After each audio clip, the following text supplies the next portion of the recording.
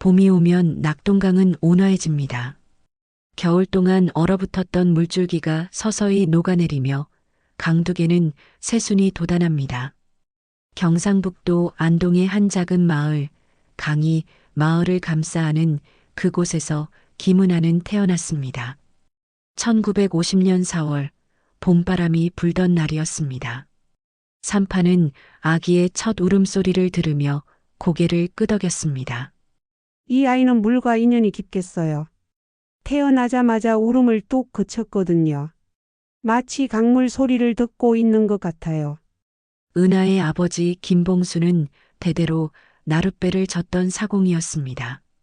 그의 손은 노를 잡느라 굳은 살이 박혀 있었고 얼굴은 강바람에 그을려 있었습니다. 하지만 딸을 안을 때만큼은 그 거친 손이 깃털처럼 부드러웠습니다.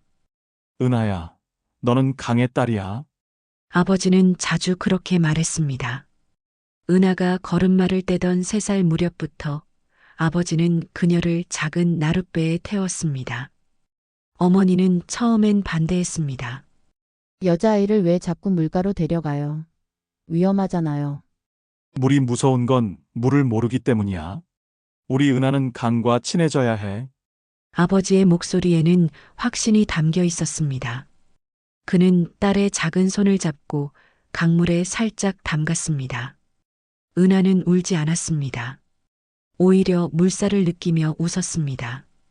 6살이 되자 은하는 맨발로 강가를 뛰어다녔습니다. 다른 아이들이 무서워하는 깊은 물가에서도 그녀는 자유롭게 놀았습니다. 마을 사람들은 혀를 찼습니다. 저 아이 물에 빠져 죽겠어. 하지만 봉수는 딸을 믿었습니다. 은하에게는 강을 읽는 본능이 있었습니다. 물살이 거센 곳과 잔잔한 곳을 구분할 줄 알았고 비가 온 뒤 물이 불어날 때는 스스로 물가에서 멀어졌습니다. 아빠, 강이 화났어요? 어느 날 은하가 물었습니다. 전날 밤 비가 내려서 강물이 거칠게 흘렀습니다. 봉수는 노를 멈추고 딸을 바라봤습니다. 화난 게 아니야. 강은 감정이 있는 거야. 사람처럼 말이지. 기쁠 때도 있고 슬플 때도 있어. 그럼 강이 슬플 때는 어떻게 해요? 기다려주는 거야. 억지로 달래려고 하지 말고. 아버지의 가르침은 단순했지만 깊었습니다. 강은 정복의 대상이 아니라 공존의 상대였습니다. 은하는 아버지의 그 말을 어린 마음에 새겨 넣었습니다. 12살이 되던 해 여름 마을에 큰 홍수가 났습니다. 밤새 내린 비로 강물이 범람했고 여러 집이 물에 잠겼습니다. 사람들은 급히 높은 곳으로 피했습니다. 하지만 봉수만은 나룻배를 띄웠습니다. 아빠, 위험해요. 은하가 소리쳤지만 아버지는 이미 노를 젓고 있었습니다. 그는 물에 갇힌 마을 사람들을 하나 둘씩 구해냈습니다. 은하는 강가에서 아버지의 모습을 지켜봤습니다. 거친 물살 속에서도 아버지의 배는 흔들리지 않았습니다. 강은 무섭지만 내가 존중하면 널 지켜줄 거다. 구조 작업을 마친 아버지가 돌아와 말했습니다. 그의 옷은 흠뻑 젖어 있었지만 눈빛은 평온했습니다. 아빠는 어떻게 무섭지 않아요? 무섭지 않은 게 아니야. 무서움을 이기는 방법을 아는 거지. 강을 적으로 여기면 강도 너를 적으로 여겨. 하지만 친구로 대하면 아버지는 말끝을 흐렸습니다. 은하는 그날 밤 홍수로 거칠어진 강물 소리를 들으며 잠들었습니다. 무서웠지만 동시에 신비로웠습니다. 강은 파괴의 힘이기도 하고 구원의 힘이기도 했습니다.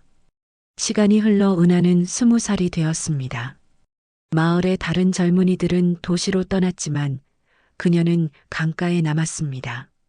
아버지가 늙어가면서 자연스럽게 그의 일을 이어받았습니다. 은하야, 넌 정말 강의 딸이구나. 어느 날 석양을 바라보며 아버지가 중얼거렸습니다. 그의 목소리에는 자부심이 묻어 있었습니다. 은하는 이제 나룻배를 혼자서도 능숙하게 졌습니다. 강을 건너려는 사람들은 그녀를 믿고 배에 올랐습니다. 젊은 여자가 사공인 것을 처음엔 의아해했지만 그녀의 솜씨를 보면 곧 안심했습니다. 강은 살아있어요. 매일 다른 표정을 지어요. 은하는 손님들에게 자주 그렇게 말했습니다. 실제로 그녀는 강의 미세한 변화를 읽을 줄 알았습니다. 바람의 방향, 물의 색깔, 물결의 패턴을 보면 그날의 강이 어떤 기분인지 알 수 있었습니다. 결혼을 하고 딸을 낳았을 때도 은하는 강을 떠나지 않았습니다. 남편은 처음엔 불만을 표했습니다. 여자가 그런 일을 언제까지 할 거야? 이건 일이 아니라 삶이에요. 제가 누구인지를 보여주는 거예요. 은하의 대답은 단호했습니다. 그녀에게 강은 단순한 직장이 아니었습니다. 정체성이고 존재 이유였습니다. 딸 선미가 자라면서 은하는 그 아이에게도 강을 가르쳤습니다. 하지만 선미는 어머니와 달랐습니다. 물을 무서워했고 강보다는 묻을 더 선호했습니다. 엄마, 왜 계속 이런 일을 해요? 다른 일도 많은데.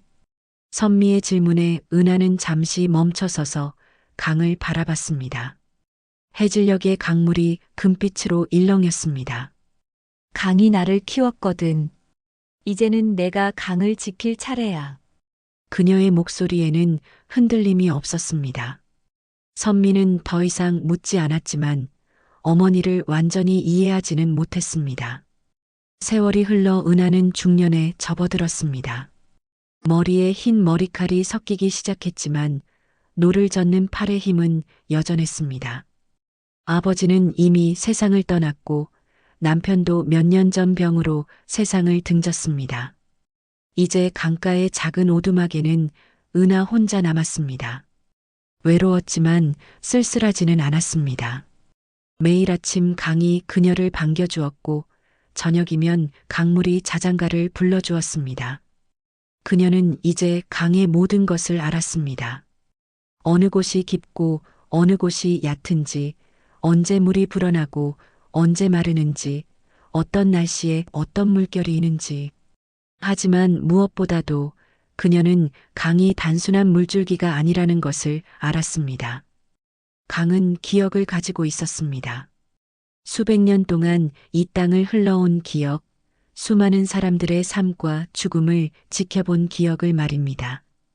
강은 모든 걸 기억해요. 어느 날 은하가 혼잣말로 중얼거렸습니다. 그 말은 바람을 타고 강물 위로 흘러갔습니다. 마치 강이 그녀의 말에 대답하는 듯 물결이 살짝 일렁였습니다. 그녀는 아직 모르고 있었습니다. 머지않아 강이 그녀의 삶에 마지막 시험을 내릴 것이라는 것을, 그리고 그 시험을 통해 진정한 강의 딸임을 증명하게 될 것이라는 것을 말입니다. 선미가 20살이 되던 해 가을이었습니다.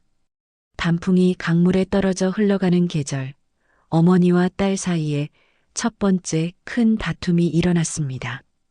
엄마, 난 더 이상 이 시골에서 못 살아요. 선미의 목소리는 차가웠습니다. 대학교 2학년이 된 그 아이는 방학 때마다 집으로 돌아오는 것조차 싫어했습니다. 서울에서의 생활이 이곳보다 훨씬 매력적이었습니다. 무슨 소리야? 여긴 내 고향이잖아. 은하는 나룻배에서 올라오며 대답했습니다. 하루 종일 강을 건너는 손님들을 실어 나누르라 그녀의 손에는 물집이 잡혀 있었습니다. 고향이라고 다 좋은 건 아니에요. 여기서 뭘 할 수 있어요? 평생 배나 젓고 살라는 거예요? 선미의 말에는 경멸이 섞여 있었습니다. 은하는 가슴이 철렁했지만 표정을 바꾸지 않았습니다. 배 젓는 일이 부끄러운 일이야? 부끄럽지 않다면 왜 친구들 앞에서 엄마 직업을 말하는 게 망설여져요? 그 말은 은하의 가슴을 후벼 팠습니다. 딸이 자신을 부끄러워한다는 것을 이미 알고 있었지만 직접 듣는 것은 다른 문제였습니다. 저녁 식사 시간은 조용했습니다. 선미는 휴대폰만 들여다봤고 은하는 반찬을 집어주며 말을 걸어보려 했지만 대답이 돌아오지 않았습니다. 선미야, 엄마랑 이야기 좀 하자. 뭘 이야기해요? 어차피 서로 다른 세상 사람인데. 다른 세상이라니. 엄마는 모르실 거예요. 제 친구들이 뭘 하는지, 요즘 세상이 어떻게 돌아가는지. 엄마는 그냥 여기서 강물만 보고 사세요. 선미의 말은 날카로웠습니다. 은하는 젓가락을 놓았습니다. 다음 날 아침 선미는 짐을 쌌습니다. 원래 일주일 더 있을 예정이었지만 서둘러 서울로 돌아간다고 했습니다. 벌써 가? 네, 할 일이 많아요. 그래. 몸 조심해라. 은하는 더 이상 말하지 않았습니다. 선미를 마을 버스 정류장까지 배웅했을 때 딸은 고개도 돌리지 않았습니다. 혼자 남은 오두막은 너무 조용했습니다. 은하는 늘 하던 일을 했습니다. 아침에 강물을 확인하고 나룻배를 점검하고 손님들을 실어 날랐습니다. 하지만 마음 한구석이 비어있는 느낌이었습니다.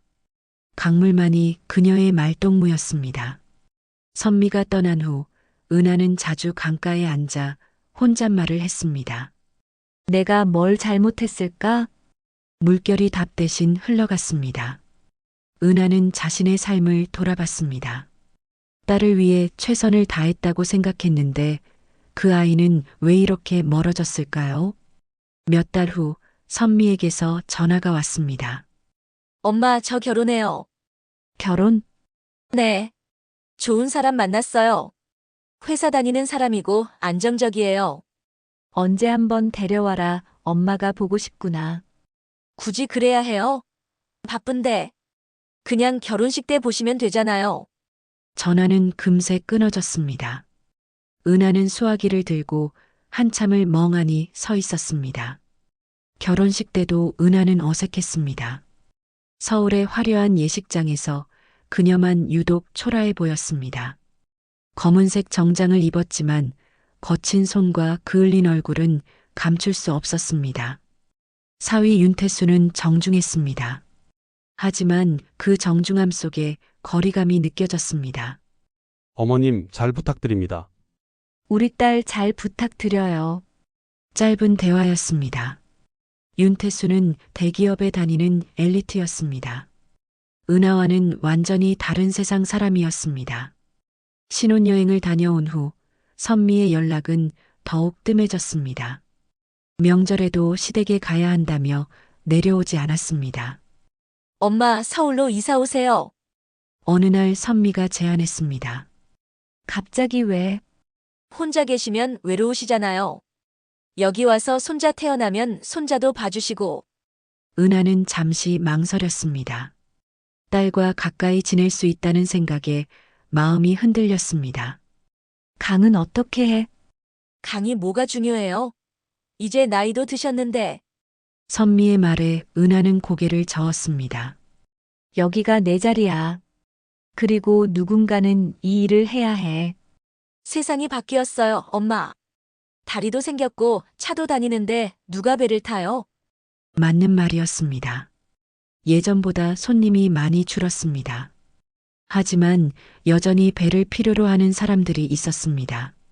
노인들, 관광객들, 그리고 바쁜 일상에서 잠깐의 평화를 찾는 사람들 말입니다. 선미야, 엄마는 여기서 살 거야. 그 말 이후 딸의 연락은 더욱 끊어졌습니다. 2년이 지났습니다. 손자가 태어났다는 소식을 들었지만 은하는 병원에 갈 수 없었습니다. 선미가 오지 말라고 했기 때문입니다. 시어머니도 계시고 번거로우니까 안 오셔도 돼요. 병원에서 온 사진 속 손자는 작고 빨갰습니다. 은하는 그 사진을 강가에서 오랫동안 들여다봤습니다. 할머니가 되었지만 손자를 만날 수 없는 할머니였습니다. 마을 사람들이 물었습니다. 은하야, 선미는 언제 오냐? 바빠서 못 온대요. 은하는 담담하게 대답했지만 마음속은 복잡했습니다.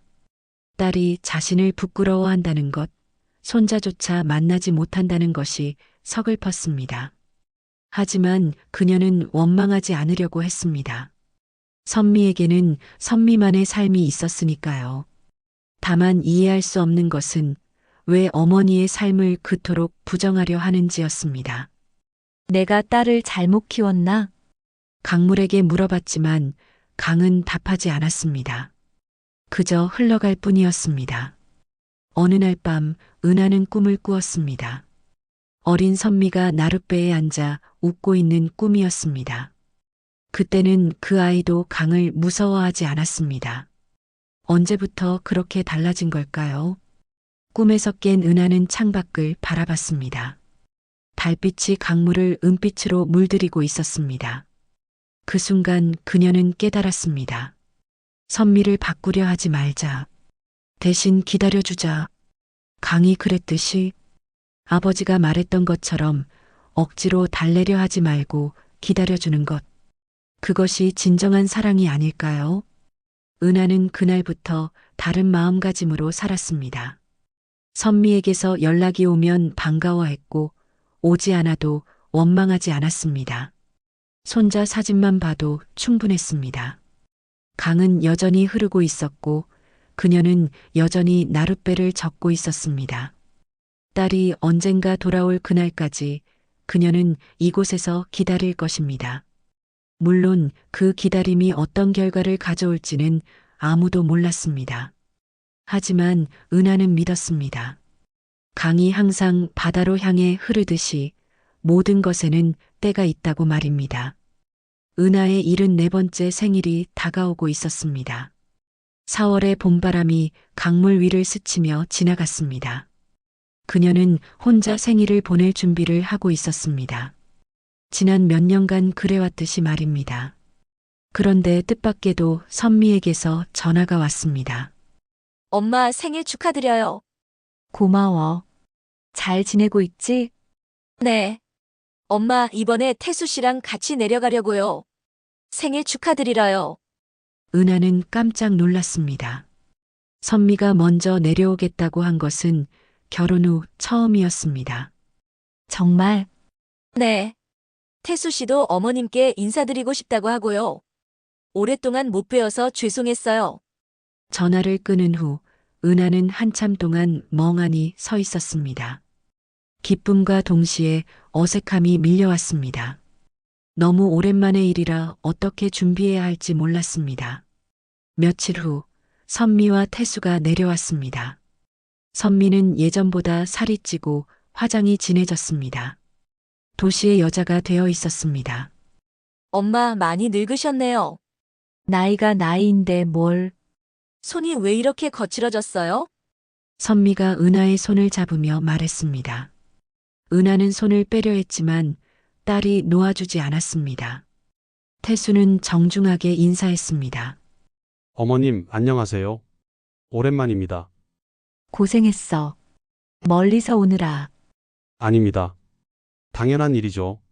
하지만 그의 눈빛에는 진심이 느껴지지 않았습니다. 의무적인 방문이라는 것이 역력했습니다. 저녁 식사를 준비하면서 은하는 최선을 다했습니다. 딸이 좋아하던 음식들을 만들고 시장에서 비싼 고기도 사왔습니다. 하지만 선미는 별로 먹지 않았습니다. 엄마, 이렇게 기름진 음식 드시면 안 돼요. 건강에 안 좋아요. 가끔 먹는 거 뭐 어째. 가끔이 아니라 아예 드시지 마세요. 나이 드시면 더 조심해야 해요. 선미의 말에는 걱정보다 짜증이 섞여 있었습니다. 은하는 더 이상 말하지 않았습니다. 밤이 되어서도 대화는 어색했습니다.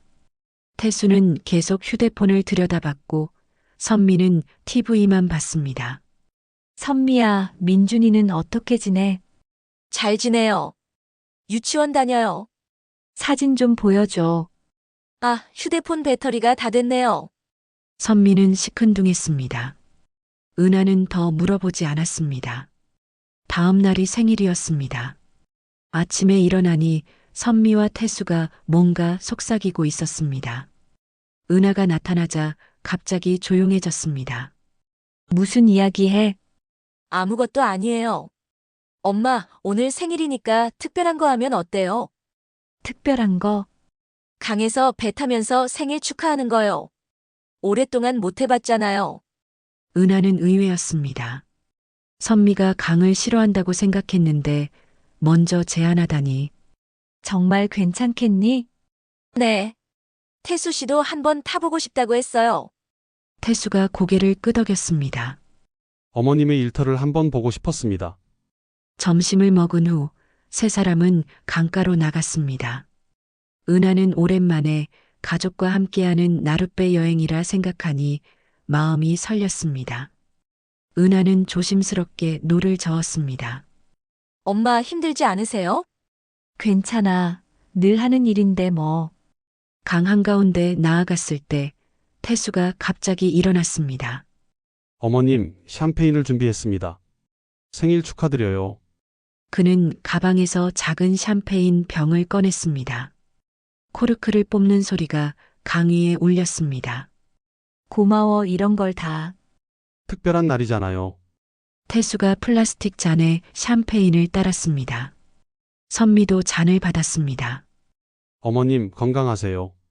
엄마 생일 축하해요. 세 사람이 잔을 부딪혔습니다.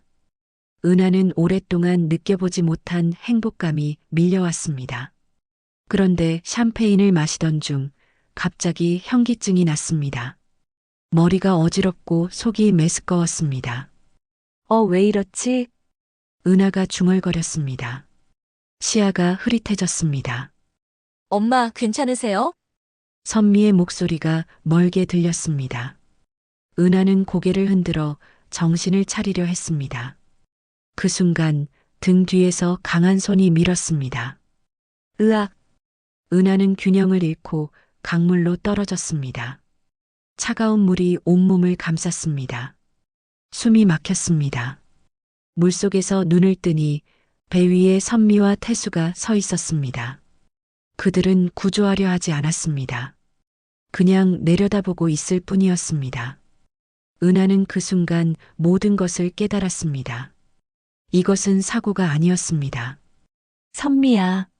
물을 삼키며 소리쳤지만 딸은 돌아서 버렸습니다. 태수만이 잠시 그녀를 내려다봤습니다. 그의 눈은 차가워 보였습니다. 은하는 필사적으로 헤엄쳤습니다. 다행히 어릴 때부터 강에서 자란 덕분에 수영 실력은 있었습니다. 하지만 나이가 들어서인지 힘이 부족했습니다. 물살이 거셌습니다. 물을 마시며 기침했습니다. 시야가 흐릿해졌습니다. 아직 죽을 수 없어. 은하는 이를 악물었습니다. 손목의 시계가 물에 젖어 있었습니다. 아버지가 남겨주신 시계였습니다. 아버지, 저를 도와주세요. 간절히 기도하며 강변을 향해 헤엄쳤습니다. 몸이 무거웠지만 포기하지 않았습니다. 얼마나 지났을까? 드디어 강변에 도착했습니다. 간신히 기어올라 풀밭에 쓰러졌습니다. 온몸이 떨렸습니다. 왜 이런 일이? 은하는 울음을 삼켰습니다.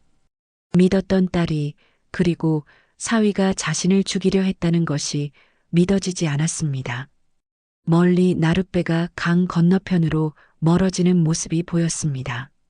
새벽이 되자 은하는 마을의 이장 오종수를 찾아갔습니다. 그는 아버지의 오랜 친구였습니다. 은하야, 이게 무슨 일이냐? 오종수는 깜짝 놀랐습니다. 젖은 머리카락, 창백한 얼굴의 은하를 보고는 뭔가 심상치 않다는 것을 직감했습니다. 이장님 부탁이 있어요. 은하는 차분하게 말했습니다. 떨리는 목소리를 억지로 가라앉혔습니다. 뭔 부탁인데? 유언장을 고치고 싶어요. 오종수는 의아해했습니다. 갑자기 웬 유언장이야? 제가 죽으면 이 땅과 재산은 모두 낙동강 보존 협동조합에 기부하고 싶어요. 선미한테 주려던 거 아니었나? 은하는 잠시 침묵했습니다. 선미는 이곳을 필요로 하지 않아요. 그녀는 어제 일을 자세히 설명하지 않았습니다. 대신 조용히 말했습니다. 이 강은 제 것이 아니에요. 잠시 맡아둔 거죠. 이제는 진짜 주인에게 돌려줘야 해요. 오종수는 고개를 끄덕였습니다. 그는 은하의 마음을 이해했습니다. 유언장을 작성한 후 은하는 며칠 동안 평소와 다르지 않게 지냈습니다. 나룻배를 젓고 손님들을 실어 날랐습니다. 하지만 마음속으로는 계속 생각했습니다. 복수가 답일까? 강물을 바라보며 자문했습니다. 아버지라면 뭐라고 했을까요? 강을 적으로 여기면 강도 널 적으로 여겨. 아버지의 말이 떠올랐습니다. 은하는 천천히 고개를 끄덕였습니다. 며칠 후 예상대로 선미와 태수가 다시 나타났습니다. 그들은 은하를 보고는 얼굴이 하얘졌습니다. 엄마, 선미의 목소리가 떨렸습니다. 어떻게 살아계세요? 태수가 중얼거렸습니다. 은하는 담담하게 대답했습니다. 강이 살려줬지. 엄마, 그때 갑자기 물에 빠지셨잖아요. 너무 놀라서. 선미가 변명하기 시작했지만 은하는 손을 들어 막았습니다. 됐어. 엄마, 더 이상 거짓말하지 마. 은하의 목소리는 차가웠습니다. 선미는 말문이 막혔습니다. 침묵이 흘렀습니다. 태수가 먼저 입을 열었습니다. 어머님, 죄송합니다. 무엇이? 저희가 잘못 생각했습니다. 은하는 그들을 바라봤습니다. 분노보다는 실망이 더 컸습니다. 사업이 어려워졌어요. 빚이 너무 많아서. 어머님 땅을 팔면 해결될 수 있을 것 같았습니다. 태수의 고백이 이어졌습니다. 선미는 고개를 숙이고 있었습니다. 그래서 날 죽이려 했구나. 죄송합니다. 선미가 무릎을 꿇었습니다. 눈물을 흘리며 말했습니다. 엄마, 정말 죄송해요. 저도 모르게 너무 절망적이었어요. 은하는 무릎 꿇은 딸을 내려다봤습니다. 마음 한편으로는 불쌍했습니다. 하지만 배신감이 더 컸습니다. 일어나. 엄마, 일어나라고. 선미가 일어났습니다. 은하는 창밖을 바라봤습니다. 너희가 원하는 걸 줄 수 없어. 엄마, 이 땅은 이미 기부하기로 했어. 태수의 얼굴이 절망으로 변했습니다. 하지만 은하는 계속 말했습니다. 하지만 경찰엔 신고하진 않을 거야. 엄마, 너희도 내 자식들이니까. 은하의 목소리에 작은 따뜻함이 섞였습니다. 대신 조건이 있어. 뭔데요? 말씀해 보세요. 진심으로 반성해. 그리고 다시는 이런 일 하지 마. 선미가 고개를 끄덕였습니다. 네, 엄마. 정말 죄송해요. 말로만 하지 말고 행동으로 보여줘. 은하는 딸을 바라봤습니다. 어떻게요? 그건 너희가 정하는 거야. 내가 시키는 대로 하는 게 진짜 반성은 아니잖아. 선미는 울음을 그쳤습니다. 어머니의 말이 가슴에 와 닿았습니다. 엄마, 저 정말 어리석었어요. 어리석은 건 누구나 할 수 있어. 중요한 건 깨닫는 거지. 은하는 부드럽게 말했습니다. 엄마는 저를 용서해 주실 거예요? 용서는 시간이 필요한 거야. 지금 당장은 힘들어. 솔직한 대답이었습니다. 선미는 고개를 끄덕였습니다. 이해해요. 기다릴게요. 그날 저녁 선미와 태수는 서울로 돌아갔습니다. 하지만 이전과는 다른 마음으로 떠났습니다. 은하는 혼자 남아 강을 바라봤습니다. 아버지, 제가 잘한 걸까요? 바람이 불어 물결이 일렁였습니다. 마치 아버지가 대답하는 것 같았습니다. 며칠 후 선미에게서 편지가 왔습니다. 엄마, 태수 씨와 이혼하기로 했어요. 그리고 빚을 갚기 위해 열심히 일하겠어요. 엄마의 용서를 받을 자격이 있는 사람이 되도록 노력할게요. 은하는 편지를 읽으며 작은 희망을 품었습니다. 아직은 용서할 수 없었지만 언젠가는 가능할 것 같았습니다. 강은 심판하지 않아. 그녀가 혼잣말로 중얼거렸습니다. 하지만 깨달음은 준다고. 그날 밤 은하는 처음으로 편안히 잠들 수 있었습니다. 복수보다는 용서를, 미움보다는 희망을 선택한 자신이 자랑스러웠습니다. 6개월이 지났습니다. 봄이 다시 찾아왔습니다. 은하는 여전히 나룻배를 젓고 있었습니다. 하지만 이제 혼자가 아니었습니다. 낙동강 생명교실이라는 작은 간판이 오두막 앞에 걸려 있었습니다.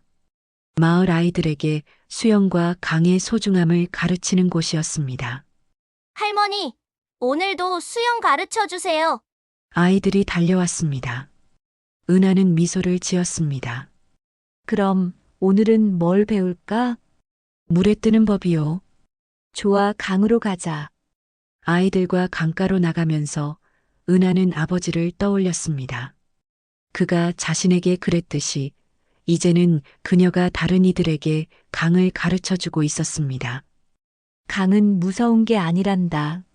그럼 뭐예요? 친구야, 존중할 줄 알면 돼. 아이들이 고개를 끄덕였습니다. 그때 멀리서 익숙한 목소리가 들렸습니다. 엄마. 돌아보니 선미였습니다. 6개월 만이었습니다. 그녀는 많이 달라져 있었습니다. 화장기 없는 얼굴, 소박한 옷차림, 그리고 무엇보다 눈빛이 달랐습니다. 왔구나. 은하는 담담하게 말했습니다. 네. 인사드리러 왔어요. 선미는 조심스럽게 다가왔습니다. 아이들이 궁금해하며 바라봤습니다. 할머니, 누구예요? 내 딸이야. 우와, 할머니 딸이에요. 안녕하세요. 아이들이 밝게 인사했습니다. 선미는 어색하게 웃으며 인사를 받았습니다. 아이들 수업 끝나면 이야기할까요? 선미가 조심스럽게 물었습니다. 은하는 고개를 끄덕였습니다. 수업이 끝나고 아이들이 돌아간 후 모녀는 강가에 나란히 앉았습니다. 어떻게 지냈어? 열심히 살았어요. 선미의 대답은 간단했습니다. 태수는? 이혼했어요. 그리고 빚도 다 갚았어요. 어떻게? 밤낮으로 일했어요. 식당일, 청소일. 할 수 있는 건 다 했어요. 은하는 딸의 손을 봤습니다. 거칠어져 있었습니다. 자신의 손처럼. 힘들었겠다. 네. 하지만 후회는 안 해요. 선미의 목소리에 확신이 담겨 있었습니다. 비로소 제가 누구인지 알게 되었거든요. 두 사람 사이에 잠시 침묵이 흘렸습니다. 강물이 잔잔히 흘러가고 있었습니다. 엄마, 죄송해요. 선미가 먼저 입을 열었습니다. 엄마의 삶을 이해하지 못해서, 그리고 그 끔찍한 일을 해서. 이제 됐어. 정말요? 너도 많이 배웠잖아. 은하는 딸을 바라봤습니다. 세상이 만만하지 않다는 걸. 네. 정말 어려웠어요. 그런데 일하면서 생각했어요. 엄마가 왜 이곳을 떠나지 못하시는지. 왜라고 생각해? 여기가 엄마의 자리이니까요. 그리고 이곳이 엄마를 필요로 하니까요. 은하는 미소를 지었습니다. 이제 알았구나. 네. 늦었지만요. 늦지 않았어. 그날 저녁, 선미는 엄마와 함께 저녁을 먹었습니다. 오랜만에 모녀가 함께하는 식사였습니다. 엄마, 저 여기 있어도 될까요? 갑자기 왜? 서울에 있으면서 계속 생각했어요. 제가 정말 하고 싶은 일이 뭔지. 선미는 젓가락을 놓고 말했습니다. 엄마처럼 사람들을 도우면서 살고 싶어요. 그런 일은 돈이 안 돼. 상관없어요. 행복하게 살 수 있으면. 은하는 딸을 오랫동안 바라봤습니다. 정말 그렇게 생각해? 네. 진심이에요. 며칠 후, 선미는 작은 가방 하나만 들고 마을에 정착했습니다. 마을 사람들은 처음엔 의아해했지만 곧 받아들였습니다. 선미는 엄마의 일을 도우며 아이들을 가르쳤습니다. 처음엔 서툴렀지만 점점 나아졌습니다. 언니 수영 잘해요. 아이들이 선미를 좋아했습니다. 선미도 아이들과 함께하는 시간이 즐거웠습니다. 엄마, 이렇게 사는 게 행복한 거예요? 어느 날 선미가 물었습니다. 어떤 게? 바쁘지도 않고 돈도 별로 못 벌지만 마음이 편한 거요. 그런 게 행복이지. 은하가 대답했습니다. 도시에서는 항상 뭔가에 쫓기는 기분이었는데 여기서는 어때? 강처럼 자연스럽게 흘러가는 것 같아요. 선미의 말에 은하는 웃었습니다. 너도 이제 강의 딸이 다 되었구나. 1년이 더 지났습니다. 생명교실은 더 커졌고 다른 마을에서도 아이들이 찾아왔습니다. 선미는 이제 혼자서도 수업을 할 수 있었습니다. 할머니, 저도 할머니처럼 강의 딸이 될 수 있어요? 한 아이가 물었습니다. 은하는 그 아이의 머리를 쓰다듬었습니다. 물론이야. 강을 사랑하면 누구든지. 저녁이 되어 집으로 돌아오면서 선미가 말했습니다. 엄마, 감사해요. 뭘? 저를 용서해 주셔서, 그리고 기다려 주셔서 당연한 거지. 정말 감사해요. 선미의 목소리엔 눈물이 섞여 있었습니다. 선미야, 네, 사랑한다. 짧은 말이었지만 그 속에는 모든 것이 담겨 있었습니다. 그날 밤 은하는 아버지의 시계를 보며 중얼거렸습니다. 아버지, 은하도 결국 잘 해냈어요. 강과 함께 살아남았어요. 시계는 여전히 똑딱거렸습니다. 마치 아버지가 대답하는 것처럼 창밖으로 강물이 달빛을 받아 은빛으로 흐르고 있었습니다. 강은 기억합니다. 모든 것을 말입니다. 상처도, 배신도, 용서도, 그리고 사랑도. 은하는 이제 알고 있었습니다. 그리고 선미도 알고 있었습니다. 강이 기억하는 여자의 이야기는 끝나지 않습니다. 물이 흐르는 한, 사랑이 있는 한, 희망이 있는 한, 그 이야기는 계속될 것입니다.